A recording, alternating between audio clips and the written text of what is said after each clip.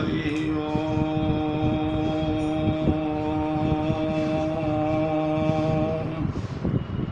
श्रीमन्महागणाधिपतये नमः। श्रीराम शरणं मम। श्रीगुरुवे नमः। श्री सरस्वत्यै नमः। श्रीमातृपितृचरणकमलेभ्यो नमः। गणेश हेरम्ब गजाननेति महोदरं स्वानुभवं प्रकाशिन् वरिष्ठ सिद्धि प्रिय बुद्धिनाथ वदन्त एवं त्यजत प्रभीति। ओम नमः परमहंसास्वादित चरण कमल चिन्मकरन्दाय भक्तजनमानस निवासाय श्रीरामचन्द्राय वंदे विदेहतनया पदपुण्डरीकं कैशोरसौरभसमाहृतयोगिचित्तं हन्तुं त्रितापमनिशं मुनिहंससेव्यं सन्मानिशालिपरिपीतपरागपुञ्जं वीणाधरे विपुलमङ्गलदानशीले भक्त्यार्तिनाशिनि शिवविरञ्चि हरीश वन्दे कीर्तिं प्रदेखिल मनोरथ दे महार्हे विद्या प्रदायिनी सरस्वती नौमि नित्यं मनोजवं मारुततुल्यवेगं जितेन्द्रियं बुद्धिमतां वरिष्ठं वातात्मजं वानरयूथमुख्यं श्रीरामदूतं शरणं प्रपद्ये। श्रीसीतानाथ समारम्भां श्रीरामानन्दार्यमध्यमाम् अस्मदाचार्यपर्यन्तां वन्दे गुरुपरम्परां। प्रभु समरथ सर्वज्ञ शिव सकल कला गुणधाम योग ज्ञान वैराग्य निधि प्रणत कल्पतरुणाम। अपने अपने घरन की सब काहू को पीर तुम ही पीर सब घरन की धन्य धन्य रघुवीर। खल दल बन दावायनल राम श्याम घन मोर रोम रोम में वज्र बल जय केसरी किशोर। जय कविता के गगन दिवाकर ज्ञान भक्ति के विमल प्रकाश। पारिजात के पुष्पयाप हो जय गोस्वामी तुलसीदास। श्री गुरु चरण सरोज रज निज मन मुकुर सुधारी। बरनउँ रघुवर विमल जस जो दायक फलचारि। सियावर रामचंद्र की जय।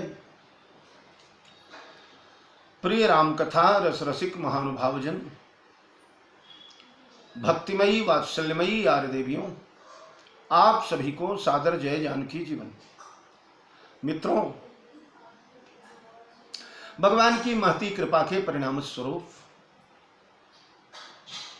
इस कोरोना काल में आज 2-3 महीनों से हम लोगों की सोशल मीडिया के द्वारा चर्चा चल रही है, जिनमें 47-48 दिन तो केवल भरत चरित्र को हो गए। उसके पहले अन्य विषयों पर चर्चा हुई। भैया भरत के इस महान चरित्र को, महान यश को गाने का इतने विस्तार से पहली बार मुझे भी सौभाग्य मिल रहा है।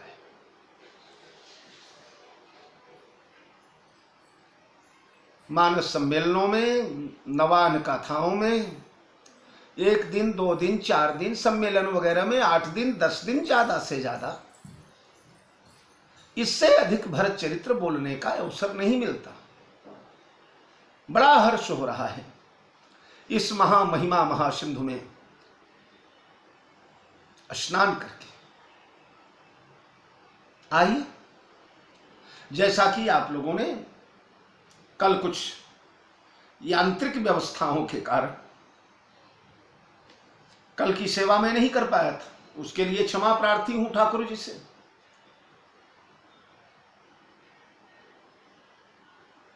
परसों आप लोगों ने सुना, महाराज विदेहराज चित्रकूट के समीप आ गए। भगवान श्री राम को पता चला हमारे प्रभु समस्त भाइयों के साथ महाराज जनक का स्वागत करने चले। स्वागत सम्मान हुआ, विनय हुआ, नमन हुआ, वंदन हुआ, अभिनंदन हुआ। उसके बाद भाई न सहित राम मिली राजही, चले लवाई समेत समाजही। आश्रम सागर शांतरस पूरन पावन पाथ, लिए सेन मनहु करुणा सरित, लिए जाई रघुनाथ। अरे बोरति ज्ञान विराग करारे, बचन सशोक मिलत नद नारे। सोचऊ सांस समीर तरंगा, धीरज तट तरुवर कर भंगा। विषम विषाद तो रावती धारा, भय भ्रम भंवर अवर्त अपारा। केवट बुध विद्या बड़ी नावा, सकई न खेई ऐक नहीं आवा। बनचर कोल की रात विचारे, थके बिलो की पथिक ही हारे। आश्रम दधि मिली जब जाई, उठे मनहु अम्बुधि अकुलाई। एकाएक यह नदी सेन मनहु करुणा सरित, करुण रस की नदी है मित्रों। लिए जाए रघुनाथ भगवान लेकर चले जा रहे हैं। इस नदी का रूपक परसों आप लोगों ने देखा। बोरत ज्ञान विराग करारे, ज्ञान का किनारा वैराग्य का किनारा, दोनों बिल्कुल डूब गए। ज्ञान यानी महाराज जनक, वैराग्य यानी बड़े बड़े साधु महात्मा ऋषि मुनि। ज्ञानी भी डूब गए, वैरागी भी डूब गए। बनचर कोल की रात, ये बेचारे, ये जो बड़े बड़े नाविक हैं, जो मल्लाह हैं, केवट बुध विद्या बड़ी नावा, इनके भरोसे थे कि ये बुध लोग, वशिष्ठ जी हैं, विश्वामित्र जी हैं, वामदेव जी हैं, जाबाली जी हैं, सतानंद जी हैं, उधर चित्रकूट वाले महात्मा लोग हैं, इनके भरोसे इस अपार करुण नदी को पार कर लिया जाएगा। लेकिन देखा कि ये लोग स्वयं डूब रहे हैं।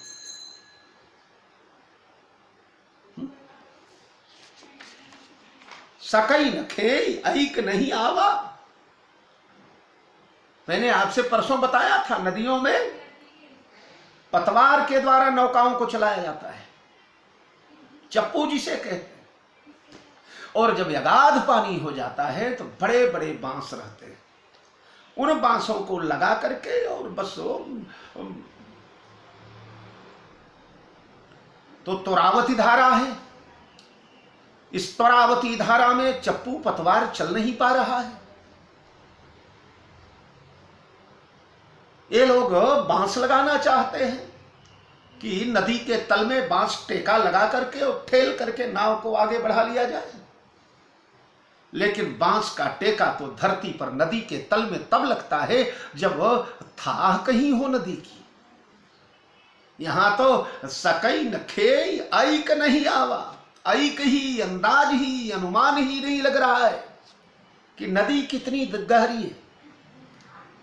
इसलिए बनचर कोल किरात सब बेचारे अवाक खड़े हैं नदी के किनारे। नदी के किनारे यानी इन दोनों सभाओं के किनारे खड़े होकर के डूबते चले जा रहे हैं वो लोग भी। आश्रम उदधि मिली जब जाई, उठे मनहु उठे अम्बुधि अकुलाई। एकाएक यह त्वरावती नदी प्रचंड भयानक यावर्तों से, भयंकर भंवरों से, भयंकर तरंगों से तरंगान्वित नदी आश्रम रूपी सागर में जाकर टूट पड़ी, मिल गई। और जब मिलती है तो बड़ी बड़ी त्वरावती नदियां जब समुद्र में मिलती हैं तो जानते हैं आप, समुद्र का पानी काफी दूर तक पीछे चला जाता है। अब जहां मिलती हैं समुद्र से प्रचंड शब्द होता है, तरंगमालाएं उठती हैं। तो मनहु उठेऊ अम्बुधि अकुलाई। ए अम्बुधि, अम्बुधि माने भगवान राम का आश्रम, या शांत रस का आश्रम था। जब अयोध्यापुर वासी आए थे उस समय थोड़ी अशांति हो गई थी। द्रवही बचन सुनि कुलिस पसाना, पुरजन प्रेम न जाई बखाना। चक्रवर्ती में नृप कर सुरपुर गवन सुनावा, सुनि रघुनाथ दुसह दुख पावा। मरण हेतु निज नेह निहारी, भय अति विकल धीर धुरधा। उस समय थोड़ा अशांत ये सागर हुआ था, लेकिन अयोध्या वालों को रुकने को कई दिन हो गए, अब बिल्कुल शांत हो गया है, शांत रस ओतप्रोत हो गया है। कोई हलचल नहीं, कोई तरंग नहीं, कोई लहरें नहीं, कोई दहाड़ नहीं, कोई चिंगाड़ नहीं। इस सागर में ऐसे प्रशांत सागर, मैंने आपको बताया था शांत रस ऐसा होता है जहां समस्त अनुभूतियां, सारी चिंताएं, सारे चिंतन, सारे मनन, सारा ज्ञान, सारा विवेक, सारा कर्म, सारा मान वचन कर्म, लाभ हानि जीवन मरण सब विस्मरण करके व्यक्ति बिल्कुल चिदानंद रूपम शिवोहम शिवोहम उस अवस्था को प्राप्त हो जाता है। वो शांत रस है। ये सारे अयोध्यावासी उसी प्रकार बिल्कुल समाधिस्थ भगवान श्री राम के आश्रम में रह करके शोक दुख भय हानि लाभ सब विस्मृत हो चुके हैं। लेकिन आज पुनः हलचल मच गई है। उठे वो मन बुद्धि यानी सारे रानियों में हलचल मच गई, अयोध्या वालों में हलचल मच गई, मुनि समाज में हलचल मच गई, विदेह राज कुमारी सीता के अंतःकरण में हलचल मच गई। माताओं से कैसे मिलेंगे, पिताजी के सामने कैसे जाऊं, मुझे देख करके उनको लगेगा कैसे। कोई नहीं था जो शांत रह पाया, सब बिल्कुल अकुला उठे। शोक विकल दो राज समाजा, रहा न ज्ञान न धीरज लाज। दोनों राज समाज शोक के सागर में आकंठ डूब गए, अयोध्या भी जनकपुर भी। भूप रूप गुणशील सराही, रो वही शोक सिंधु अवगाही। मित्रों, जब कोई मर जाता है, कोई विशिष्ट पुरुष काल के गाल में चला जाता है, तो उसका श्राद्ध इत्यादि हो जाने के बाद भी महीने 2 महीने बाद भी कोई प्रिय अतिथि अगर दरवाजे पर आते तो उनको देखते ही करुण क्रंदन प्रारंभ हो जाता है, घाव हरा हो जाता है, रुदन प्रारंभ हो जाता है। अयोध्या के जितने स्वजन हैं, जितने रिश्तेदार हैं, जितने नातेदार हैं, जितने अतिथि हैं, सब में जनकपुर सिरमौर है। जनकपुर जैसा रिश्ता अयोध्या वालों के पास इस समय कोई नहीं। रानियों के मायके कौशल्या कैकेयी सुमित्रा आदि के वो सब नाते पुराने पड़ गए, ये बिल्कुल नवीन नवीन नाता है। इन महाराज को देखते ही घाव पुनः हरा हो गया। आगे तो आप पढ़ेंगे, मानव राज या काजेऊ आजू, जैसे आज ही राजा की मृत्यु हुई। काल के पथ जाने वाले का रूप गुण शील प्रायः संसार के लोग गाते हैं। मृत्यु के बाद मनुष्य का गुण गाया जाता, और जो दशरथ जैसा गुणी रहा हो, जिन्होंने जियत राम विधु बदन निहारा, जीते जी भगवान को गोद में खिलाया, अंक में खिलाया, और प्रभु से वियोग होते ही प्रिय तन तृण इव परिहरे, प्रिय शरीर को त्याग कर दिया।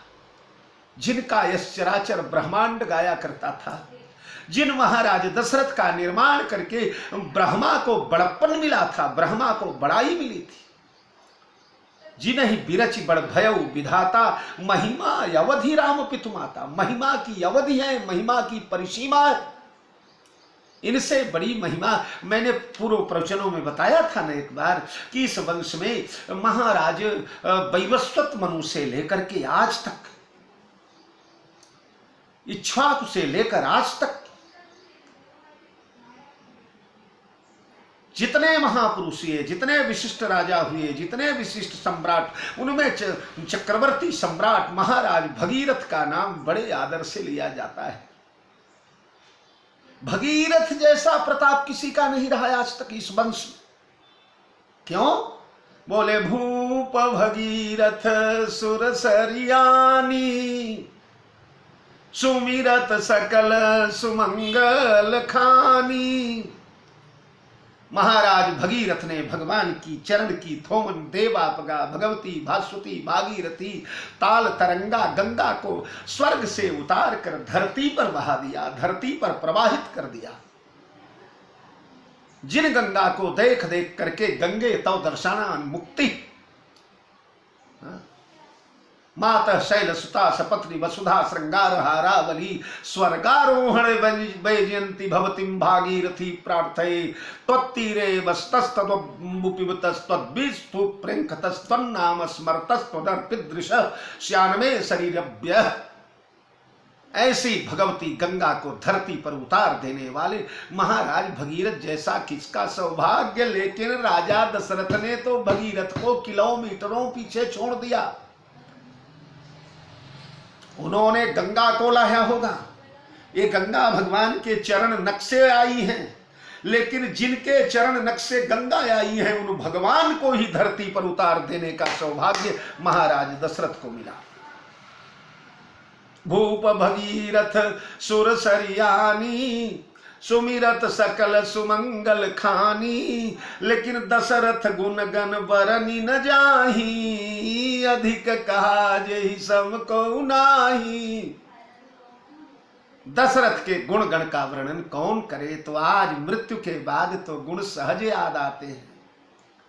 भूप रूप गुणशील सराही, रोवहि शोक सिंधु अवगाही। बाहरे वह आश्रम सागर जो राम का था वह शोक सागर हो गया। उस शोक सिंधु में सब डूबने लगे और रहा न ज्ञान न धीरज लाजा। ज्ञान भी चला गया, धैर्य भी चला गया और लाज भी चली गई। ज्ञान यानी महाराज जनक, ज्ञान यानी महाराज वशिष्ठ, ज्ञान यानी महाराज शतानंद, धैर्य यानी भगवान श्री राम, और लाज, लाज यानी रानियां। समधी सामने खड़े। उत्तर भारत की परंपरा में समधी के सामने समधिने नहीं जाया। उत्तर भारतीय आर्य जो हैं उनके यहाँ अभी भी इतना मॉडर्न, इतना आधुनिक युग आ गया, फिर भी कई एक घराने ऐसे हैं जहां समधियों ने समधिनों को जिंदगी भर कभी देखा ही नहीं। समधिने समधियों के सामने आती नहीं। और यहां तो आज रोते रोते सिर की साड़ी उतर गई, पल्लू उतर गया। जिन समधी राजा ने कभी समधिन का मुंह नहीं देखा था, उनके सामने पछाड़ खा खा करके रानियां रो रही हैं, लिपट लिपट कर रो रही हैं। रहा न ज्ञान न धीरज लाजा का एक और अर्थ है कि जो बड़े अति विशिष्ट लोग हैं वो छोटे छोटे लोगों को पकड़ पकड़ करके रो रहे हैं, उनसे लिपट लिपट करके रो रहे हैं। कौन किस स्तर का है, किस बड़प्पन का है, किस गरिमा का है, ये आज विस्मृत हो गया है। अवगाही शोक समुद्र सोचहि नारी नर व्याकुल महा। दय दोष सकल सरोस बोलहि बाम विधि कीने कहा। शोक सागर में डूबकर समस्त नर नारी, सारी प्रजा का मतलब दो, अवध और जनकपुर। अवध वालों का घाव कुछ कम हो गया था।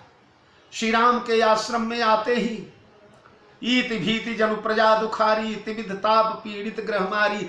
गा जाय सुराज सुदेश सुखारी, होई भरत गति तहि अनुहारी। इन लोगों का घाव कम हो गया था, पीड़ा कम हो गई थी, दर्द कम हो गया था, लेकिन आज पुनः ये घाव हरा हो गया।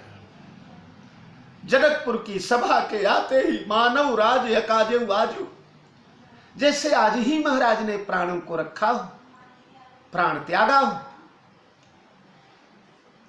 और दई दोष सकल सरोस बोलहि बाम विधि की। आज सब भाग्यवादी हो गए, मैंने पूर्व प्रवचनों में शायद एक आध बार बताया है कि 4 प्रकार के लोग अयोध्या में रहते थे। एक भाग्यवादी लोग थे, एक कर्मवादी लोग थे, एक समाजवादी लोग थे और एक राजनीतिवादी लोग थे। भाग्यवादी लोग विधाता पर दोष लगाते, एक विधातई दूषण देही, अरे सुधा दिखाई दीन विष जेहि। भाग्यवादी विधाता को दोष देते हैं और कर्मवादी लोग देई कैकेयी खोरी निकामा, यही पापिनी बूझी का परेऊ। कर्मवादी लोग कैकेयी के कर्मों की आलोचना करते हैं और जो समाज के ठेकेदार हैं समाजवादी, वो कहते हैं एक कहीं भल भूपन कीना, बर विचारी नहीं कुमति दीना। राजा ने उचित नहीं किया, पापिनी कैकेयी को वरदान सोच समझ करके देना चाहिए। ये समाज के ठेकेदारों का कहना है। लेकिन एक राजनीति वाले, राजनीति की गंगा तो हमेशा उल्टा ही बहती है। वो लोग कह रहे हैं मानो न मानो, न इसमें कैकेयी का दोष है, न मंथरा का दोष है, न विधाता का दोष है, ये सारा सारा एक भरत कर सम्मत कहीं, एक उदास भाय सुनि रही। मानो न मानो इसमें भरत का सम्मत है। मैया कैकेयी को समझा दिया और समझा बुझा करके नाना के घर चला गया। अब देखो राम लक्ष्मण सीता वन में चले गए तो राजगद्दी लेने के लिए कैसा दौड़ा चला। और उतने पर भी एक तो करेला दूजे नीम चढ़ा। थोड़ा संदेह तो अवधवासियों के मन में था ही प्यारे। लेकिन जब भरत भैया ने अपने रथ की दिशा कैकेयी के कक्ष की ओर मोड़ा, कैकेयी माँ के द्वार ले चलो रथ को, अब देख न पाऊंगा मैं इस अनरथ को, निश्चय ही राघव उनके भवन मिलेंगे, प्रभु दर्शन से ही अबूर कमल खिलेंगे, श्री राम निकट ही होंगे पूज्य पिता भी, होंगी माताएं सभी अम्ब सीता भी। कैकेयी तनया के द्वार शीघ्र रथ आया, सोना प्रांगण रस कांप उठी, लख कांप उठी सब काया।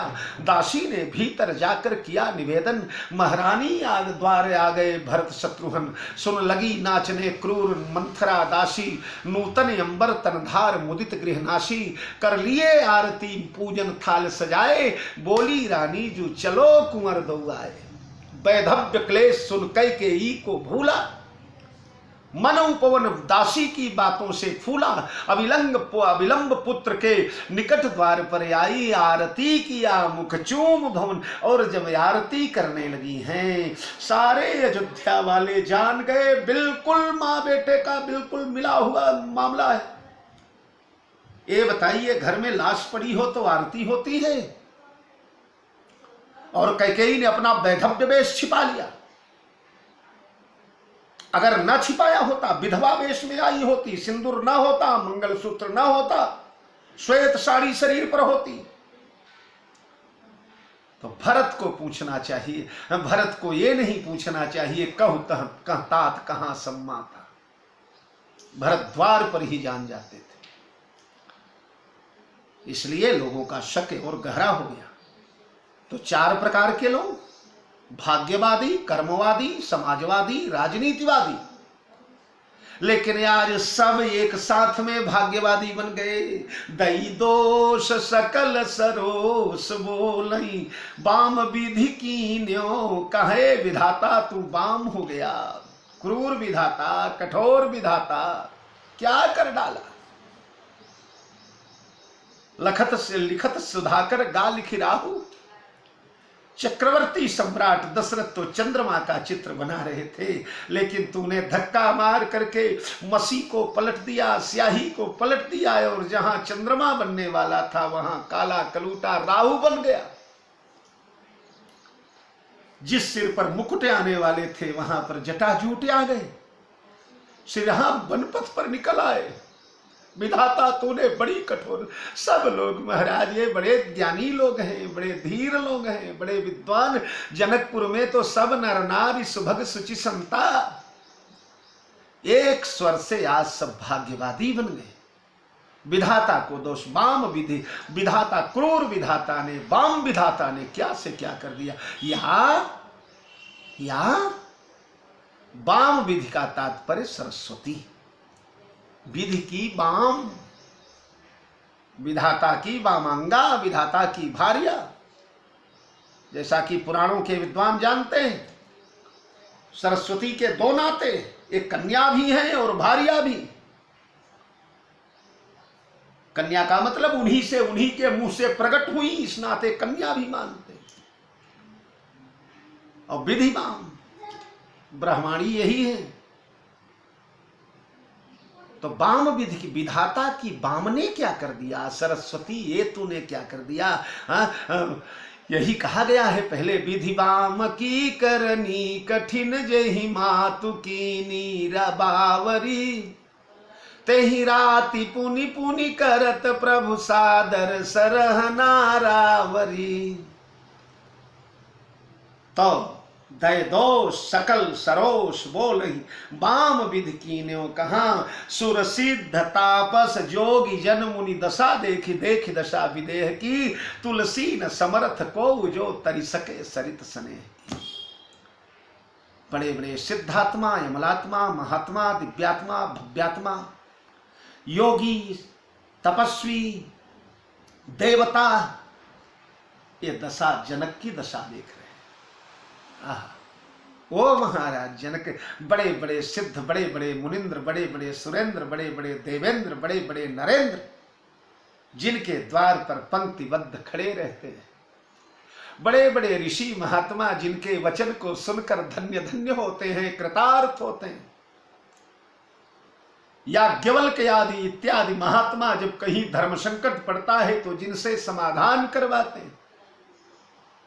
परम योगीराज महात्मा सुखदेव जिनके द्वार पर जाकर के 7 दिनों तक उनकी कृपा दृष्टि पाने के लिए खड़े रहे, ठूठ जैसे।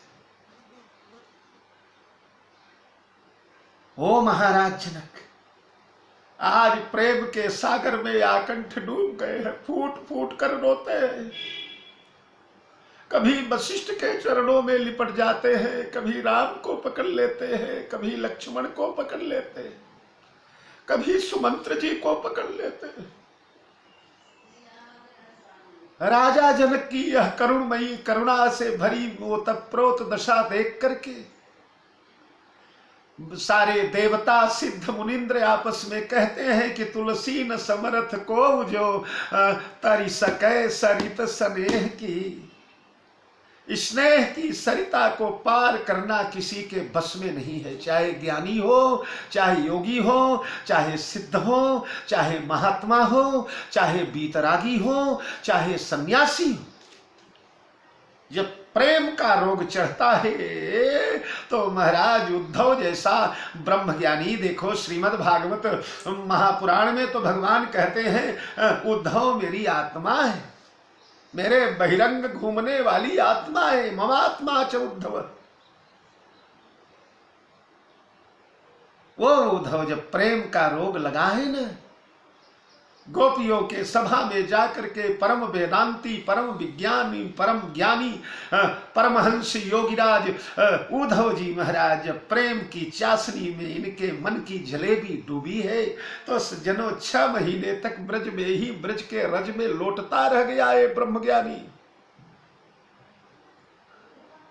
आया भी तो भगवान से प्रार्थना करते हैं, आशाम हो चरण रेणु जुसाम हम श्याम, वृंदावने किमपि गुल्मलतौषधीनां, यावस्त्यजं स्वजनमार्ज पथं च हित्वा भेजुर्मुकुन्द पदवीं श्रुतिभृद्विमृग्याम्।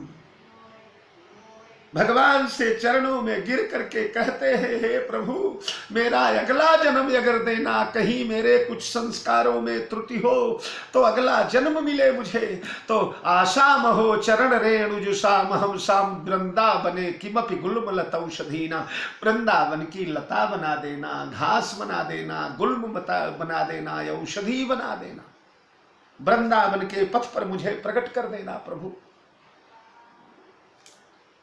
क्योंकि जब आपके प्रेम में उन्मत्त होकर के या दुस्तजम स्वजन मार्ज पथम चहित्वा भेजुर्मुकुंद पदवी श्रुति भव्य मृग्याम, आपकी प्रेमोन्मत्त गोपांगनाएं ब्रजांगनाएं जब निकलेंगी और उनके चरण की धूल उड़ करके कहीं मेरे ऊपर पड़ जाएगी तो मैं कृतार्थ हो जाऊंगा, धन्य धन्य हो जाऊंगा। ये है तुलसी न समरत को जो तरी सके सरित स्नेह की। ये ज्ञान विज्ञान, ये पंडिताई, ये वेदांत, ये निर्गुण निराकारवाद तब तक है जब तक प्रेम का स्वाद नहीं चखा है आपने। जो मोहि राम लागते मीठे तो अनरस खटरस जगरस ये हो ही जाते सब सीठे। जब तक राम की मिठास नहीं मालूम है तब तक जगत के पदार्थों में स्वाद मिल रहा है। चाहे ज्ञानी बन जाओ, चाहे विज्ञानी बन जाओ, चाहे वीतरागी बन जाओ, चाहे परमहंस बन जाओ, पर जब प्रेम नदी में उतरोगे सारी औकात का पता चल जाएगा। उस समय के हिमालय अद्वैतवाद के परम विद्वान, परम वीतराग, महान पंडित सन्यासी मधुसूदन सरस्वती, मानस प्रेमी श्रोताओं को मालूम होंगे मधुसूदन सरस्वती। काशी के विद्वानों, पंडितों, ब्राह्मणों, आचार्यों ने जब तुलसी और तुलसी के मानस का तिरस्कार किया, सब कहने लगे, भाषा में लिख करके शास्त्रों की छीछालेदर कर रहा है, वाल्मीकि की मर्यादा उड़ा रहा है, भागवत की मर्यादा उड़ा रहा है, भाषा में रामायण लिख रहा है, पाखंडी कहीं का। अरे क्या क्या नहीं हुए, विषयांतर हो जाएगा और सारी बातें छोड़ दो। उस समय मधुसूदन सरस्वती ही काशी में एक ऐसे महापुरुष थे जिनके पास मानस को उपस्थित किया गया। मानस आप पढ़िए, पढ़ के बताइए सरस्वती जी, ये मानस, ये तुलसी ने कहाँ का साबर मंत्र लिख दिया है, कहाँ की तुकबंदी कर दिया है। पंडितों की आशा थी मधुसूदन सरस्वती का आदेश मिल जाएगा तो फिर मानस फाड़ फूड़ के फेंक देंगे, तुलसी को काशी से भगा देंगे। लेकिन जब पढ़ा इस महापुरुष ने तो अपना अभिमत लिखा है।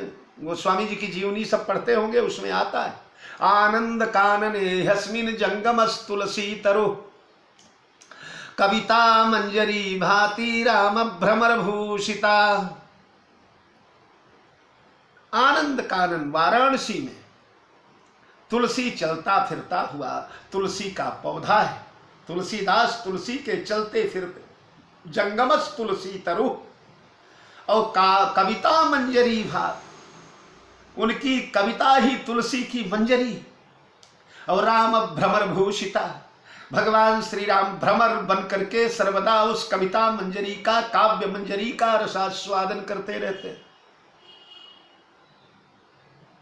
ओ मधुसूदन सरस्वती तीर्थ यात्रा करते करते वृंदावन पहुंच गए। नियम था, शरीर दक्षिण भारतीय था, मधुकरी मांग करके खाते थे। मधुकरी का तात्पर्य एक ही गृहस्थ के द्वार पर जाना, एक ही बार याचना करना, और जो मिल जाए उसे न तो लौटाना न तो दोबारा मांगना, उसी में पूरा दिन व्यतीत करना, वही प्रसाद ग्रहण करना। घूमते घूमते एक ग्वालिनी के गोपिका के द्वार पर पहुंच गए। वो घर के अपने झोपड़ी के दरवाजे पर एक चूल्हा बना हुआ था, चूल्हे पर रोटियां उतार रही थी सवेरे सवेरे।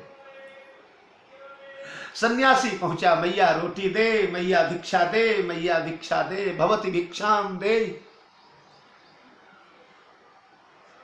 ग्वालिनी ने 2-4 रोटियां उठाया अपने टोकरी में से और बाबा के झोली में फेंक दिया। उसके बाद मधुसूदन सरस्वती ने ध्यान से गोपी की ओर देखा।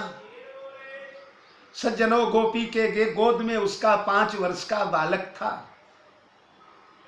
अब मजा देखिए, पेट के तरफ गोद में लेटा था, उधर पीछे शौच कर रहा था, गंदा कर रहा था, मल त्याग कर रहा था, और सामने पड़ी टोकरी की रोटी उठाई के खा रहा था। उधर मल त्याग कर रहा है, उधर रोटी खा रहा है। उसी टोकरी की रोटी मधुसूदन सरस्वती को मिली है। ब्राह्मण शरीर था, भले ही व्रत नियम संकल्प ले लिए हैं, पर संस्कार कहां जाएं। मन में घृणा आ गई, कांप उठे, हे भगवान, इस पापिनी ने आज तो अनर्थ कर दिया, ये क्या कर डाला इसने। ओहो, इसका बच्चा उधर शौच कर रहा है, इधर रोटी वही खा रहा, वही रोटी मुझे दे दिया। बड़ी घृणा आई, आंख बंद हो गई, आंसू झरझरा उठे। एकाएक फिर आंख खुल गई और देखा तो उस गोपी के गोद में बैठा हुआ जो बालक था, उसके सामने हमारे गोपाल कृष्ण 5 वर्ष के बैठे हुए, कोटि कंदर पदर पदमीय परम रमणीय ललित लाम सुषमा सौंदर्य वाराम निधि नीलमणि नील घल नील जलज नीलोत्पल अखिल लोक लोचनाभिराम नयनाभिराम याप्त काम तृप्त काम पूर्ण काम सुखधाम सर्वांग सुंदर गुण मंदिर। श्री कृष्ण चंद्रजू महाराज उस बालक के सामने हाथ फैलाकर उससे रोटी मांग रहे हैं। भैया ये लोती मुझे भी दे दे, दे दे। उसके हाथ से छीन कर भगवान मुंह में डाल ले। उस माधुरी मूर्ति को देखते ही सन्यासी पागल हो गया, गोपी के चरणों में लौटने लगे माथा डाल करके। धन्य है मैया, तू धन्य है, धन्य है। तेरे लाला के हाथ की रोटी खाने के लिए विश्वंभर आज मचल रहा है और मैं अभागा अपनी शुद्धता का घमंड कर रहा हूं। और बस वही रमण रेती में लौटने लगे हैं बाबा। आज भगवान कृष्ण को मधुसूदन सरस्वती ने बड़े कठोर शब्द बोले, बड़े बड़े लांछन लगाए। क्या लगाए? बोले अद्वैत वीथी पथिको रूपास्य स्वराज सिंहासन लब्ध दीक्षा शठेन केनापि वयम हठेन गोपी दासी कृता गोप वधू वृटेन। अहो, अद्वैत वीथी पथिकम रूपास, मैं अद्वैत मार्ग का पथिक था, निर्गुण निराकार, अहम ब्रह्मास्मि, प्रज्ञानम ब्रह्म, तत्त्वमसि, इसकी घोषणा करने वाला, निर्गुण निराकार का पुरोधा और स्वराज सिंहासन लब्ध दीक्षा। स्वराज सिंहासन मुझे मिला था। जो कुछ पाया है अपने प्रतिभा, अपने बल, अपने ज्ञान, अपने विवेक, अपने पांडित्य के बल पर, किसी के कृपा के बल पर नहीं। लेकिन शठेन केनापि वयम हठेन, आज किसी सठ ने जबरदस्ती पकड़ करके मुझे और दासी कृता गोप बधु ब्रिटेन, गोपियों के चरण की दासी बना दिया, गोपी की दासी बना दिया। और बाबा वहीं पर महाराज लौटने लगे, वृंदावन छोड़कर गए ही नहीं। 6 महीने गुजर गए, वाराणसी में हलचल मच गई, स्वामी जी कहां चले गए। और तब जो है कुछ शिष्य खोजते, 50 शिष्य निकले, खोजते खोजते पहुंच गए हैं वृंदावन। और वृंदावन गए तो देखा रमण रेती में लोट लोट कर राधे राधे कृष्ण राधे राधे राधे कृष्ण राधे। आहा, शिष्यों ने जाके जगाया, गुरुदेव क्या हो रहा है? हे अद्वैत मार्ग के सूर्य, निर्गुण निराकार पंथ के हिमालय, ये क्या राधे राधे रटकर गोपियों के चरणों में लौट रहे हो? अपने ज्ञान वैराग्य, अपनी विद्वता का स्मरण करो। आप तो तत्ववादी महापुरुष हैं। तत्ववादी लोग ये ऐसे पागलों के चोंचले में थोड़े फंसते। आपका तत्व ज्ञान कहां चला गया? तब मधुसूदन सरस्वती ने बैठाया शिष्यों को और कहने लगे, सुनो। क्या? बोले तत्व ज्ञान जानना चाहते हो? अरे पागलों, तत्व ज्ञान ये है। क्या? बोले बंसी विभूषित करा नवनीर दाभान पीतांबरा दरुण बिंब फलाधरोष्ठान पूर्णेन्दु सुंदर मुखादर विंद नेत्रात् कृष्णात् परम किमपि तत्त्वमहं न जाने। जिनके अधरों पर वंशी का अटखेली हो रही है, सुंदर स्वर्ण में पीतांबर शरीर पर लहरा रहा है, नेत्रों में करुणा का सागर उमड़ घुमड़ रहा है, कोटि कंदर्प दर्प दमनीय जिनका स्वरूप है, सुंदर गुंजा की माला जिनके कंठ में और वैजयंती की माला लटक रही है। मेरे प्यारे शिष्यों, ऐसे कृष्ण को छोड़कर कहां तत्व ढूंढोगे? यही कृष्णात् परम किमपि तत्त्वमहं न जाने। इन कृष्ण के परे कोई तत्व नहीं होता। यही सबसे बड़े तत्व है, सबसे बड़े ज्ञान है। तो तुलसी न समरथ को जो तरी सकई सरित स्नेह। स्नेह की सरिता को पार कर जाना किसके बस में है? देखो, स्नेह का बंधन गोस्वामी जी ने लिखा है, गए बीत बहुत दिन यही भांति, कछु दिन यही भांति, जनु स्नेह रज बंधे बराती। राजा दशरथ के सारे बराती स्नेह रज्जू में बंध गए। स्नेह रज्जू का मतलब एक भंवरा बड़े बड़े मोटी मोटी लकड़ियों में छेद कर देता है, मोटे मोटे काष्ठ में छेद करके निकल जाता है। लेकिन वही भंवरा, वही भ्रमर रात्रि के समय सूर्यास्त होने के बाद जब कमल कोश में आबद्ध हो जाता है, तो महाराज कमल के पंखुड़ी में छेद नहीं कर पाता। बस रात्रिर्गमिष्यति भविष्यसि सुप्रभातम भास्वानुदुष्यसि हसिष्यसि पंकजश्री इत्थं विचिन्तयत कोश गते विरेफे हा हंतु नलिनीं गजमुज्जहार। मोटी मोटी लकड़ियों में छेद करने वाला भंवरा स्नेह के कमल पंखुड़ी में छेद नहीं कर पाता। तो चाहे ज्ञानी हो, चाहे विज्ञानी हो, चाहे पंडित हो, चाहे महान विद्वान हो, स्नेह के सरिता को पार करना। कीन यदमित उपदेश जहाँ तह लोगन मुनिवरन। साहब, जब स्नेह सागर में आकंठ डूबने लगे, तब मुनियों ने बाह पकड़ करके सबको निकाला। बाह पकड़ के निकाला मतलब किए यमित उपदेश। लोगों को महात्मा लोग उपदेश करने लगे। अन्य मुनि लोग लोगों को उपदेश कर रहे हैं। लोग यानी ये जो पूर्ववासी जनकपुर अवधपुर के, ये संसार नाशमान है। जातस्य ही ध्रुवो मृत्यु ध्रुवो जन्म मृतस्य च। जीवन और मरण अवश्यम भावी है। वाशांश जीर्णानि यथा विहाय नवानि गृह्णाति नरो पराणि तथा शरीराणि विहाय जीर्णान्यन्यानि संयाति नवानि देहि। हानि लाभ मिलन वियोग, हानि लाभ प्रिय मिलन वियोगा, जन्म कर्म सब दुख सुख भोगा। काल कर्म बस होई गोसाई, बर बस रात दिवस की नाई। ये न हमारे हाथ में है, न तुम्हारे हाथ में है। ये अवश्यम भावी घटनाएं हैं। जैसे सूर्य का उदय होना अवश्यम भावी है।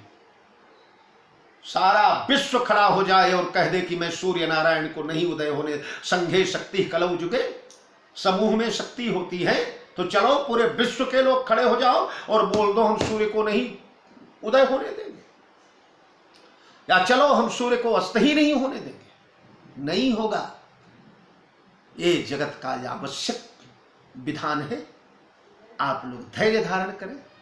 तो लोगों को मुनिवरों ने समझाया और धीरज धरिय नरेश कहेउ वशिष्ठ विदेशन। और महाराज विदेह जो हैं उनसे वशिष्ठ जी ने समझाया। लोगों को अन्य मुनियों ने समझाया, पर विदेह जनक को समझाने का अधिकार तो केवल वशिष्ठ और विश्वामित्र जैसे महान पुरुषों को ही है।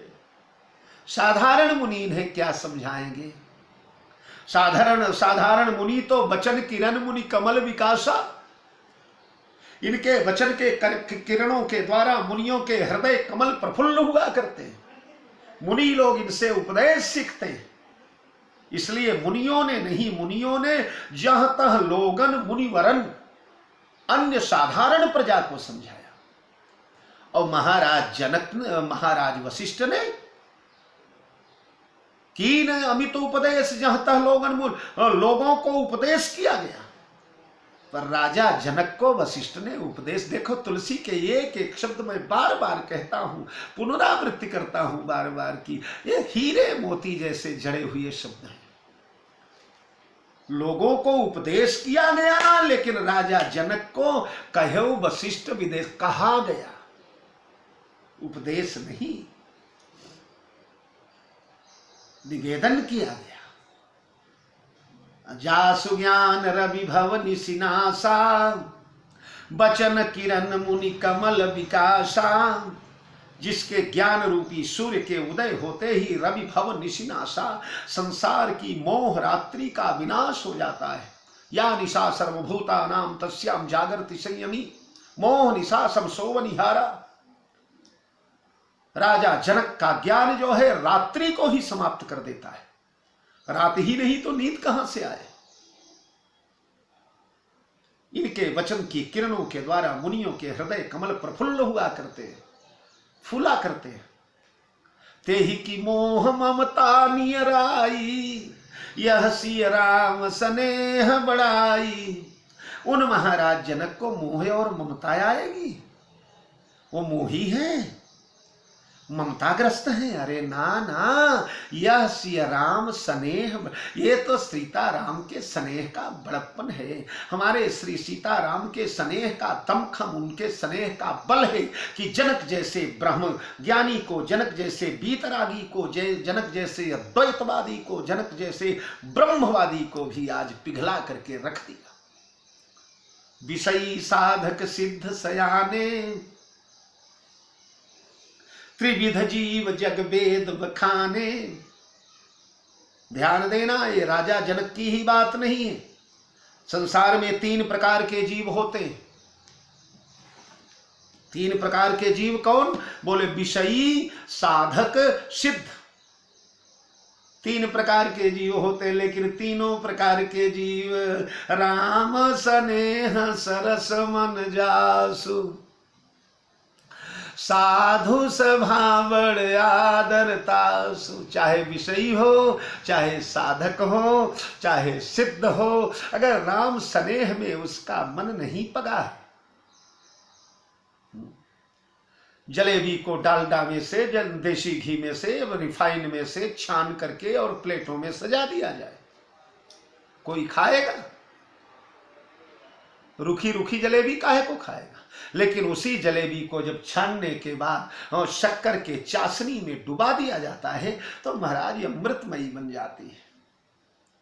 तो राम स्नेह सरस मन जासु, जिनके मन की जलेबी राम के स्नेह में सरस हो गई है, साधु सभा बड़े आदर तासु। साधु समाज में उसी का आदर है, उसी का सम्मान है।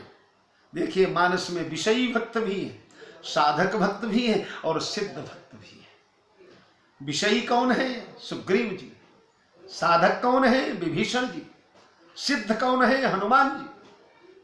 और तीनों ने जब भगवान के चरणों में अपने मन का, और विषयी साधक सिद्ध की श्रृंखला है, 13-14 जोड़े हमारे को मालूम है, पर चूंकि प्रसंगावधान हो जाएगा तो चाहे विषयी हो, चाहे साधक हो, चाहे सिद्ध हो, राम के स्नेह में मन जब सरस हो जाता है तो साधु समाज सबका सम्मान करने लगता है। विषयी था केवट, निषाद राज विषयी था, लेकिन जब राम स्नेह में मन डूबा तो तेहि भरी अंक राम लघु भ्राता। अरे बड़ वशिष्ठ सम को जग माही, यही सम निपट नीच को नाही। जेहि लखि लखन हुते अधिक, मिले महामुनि राव। सो सीतापति भजन को प्रगट प्रताप प्रभाव। तो चाहे विषयी हो, चाहे साधक हो, चाहे सिद्ध, सिद्धता को प्राप्त हो गए, आपने जगत के सारे बंधनों को तोड़ दिया, मन बुद्धि चित्त अहंकार से परे हो गए,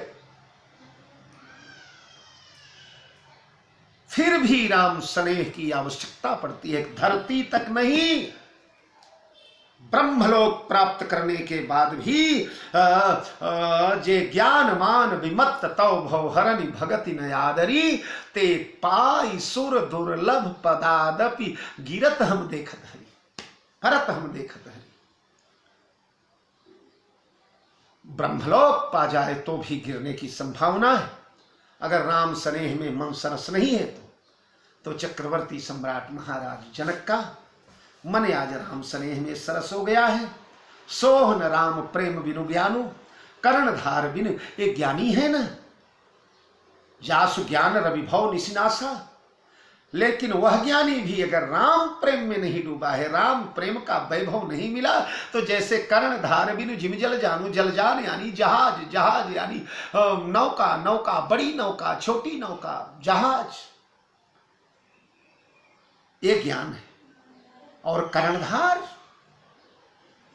उसका मल्लाह केवट, यही राम प्रेम। राम प्रेम रूपी केवट न रहे और नौका को समुद्र में छोड़ दिया जाए तो कहां अटक जाएगी, कहां भटक जाएगी, कहां उलट जाएगी, कहा नहीं जा सकता। बहुविधि मुनि बहुविधि विदेह समुझाए, अब राम घाट सब लोग नहाए। सब लोगों ने राम घाट का स्नान किया है, सभी का मिलन हुआ है। और उसके बाद जो जैसी चर्चा है, अब तो महाराज क्या पूछना है।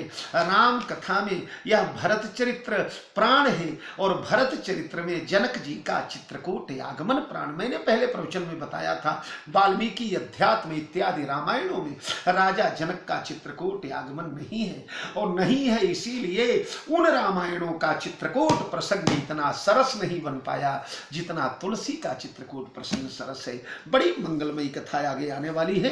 आप लोग इसी प्रकार आनंद लेते रहें। आप सभी को जय जानकी जीवन। बहुत बहुत धन्यवाद।